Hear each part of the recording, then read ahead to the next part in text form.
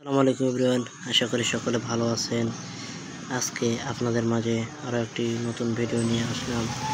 আশা করি সম্পূর্ণ ভিডিওটি দেখবেন এবং যারা আমার ফেসবুক পেজ থেকে দেখছেন অবশ্যই পেজটি ফলো দেবেন এবং যারা আমার ইউটিউব চ্যানেল থেকে দেখছেন অবশ্যই চ্যানেলটি সাবস্ক্রাইব করবেন। তো এভরিওয়ান, আজকে আপনাদের মাঝে আমি এক্সপেরিমেন্ট নিয়ে আসলাম মনীষ। এটি মূলত কাজটি কারা খেতে পারবে, কারা খেতে পারবে না, বিস্তারিত আলোচনা করবে ইনশাআল্লাহ। তো চলুন আজকের মূল ভিডিওটি শুরু করা যায়।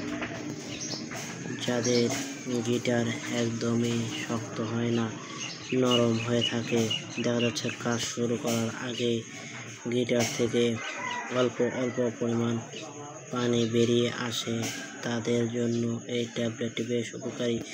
এটি মূলত একটি ইউনানি ওষুধ। অনেকে আছে যে গিটার একদমই শক্ত হয় না, দাঁড়াতে চায় না বা সঠিক সময়ে কাজ করে না, তাদের জন্য এই ট্যাবলেটটি অত্যন্ত উপকারী। এটি খাবার ফলে আপনার গিটার দ্বিগুণ সময় শক্ত থাকবে।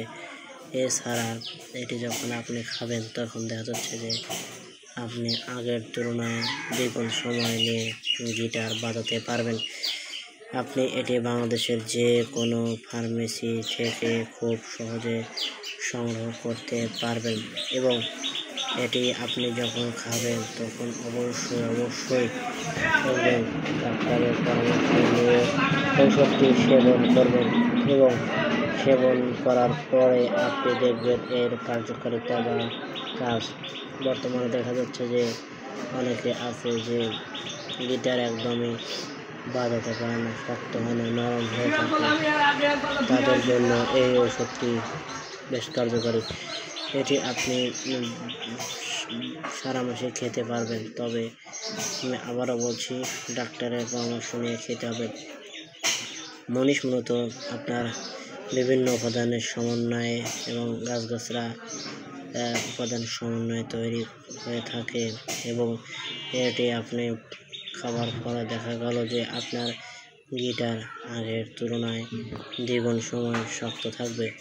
এছাড়া ওষুধটি আপনি যখন খাবেন তখন আপনার দেখা যাচ্ছে প্রথম অবস্থায় 10 থেকে 12 মিনিট কাজ করতে পারবেন, বাট দ্বিতীয়বার আপনি 1 থেকে 45 থেকে অথবা 1 ঘন্টার বেশ সময় নিয়ে কাজ করতে পারবেন ইনশাআল্লাহ। এবার আসি ওষুধটি অতিরিক্ত খাওয়া যাবে না, তবে অতিরিক্ত খাওয়া অবশ্যই ডাক্তারের পরামর্শ নিয়ে সেবন করতে হবে। উনি আপনাকে যেভাবে সাজেস্ট করে ঠিক সেইভাবেই ওষুধটি খেতে হবে। তো বন্ধুরা, আজকের ভিডিও পর্যন্ত। ধন্যবাদ সবাইকে। আসসালামু আলাইকুম রহমতুল্লাহি তাআলা।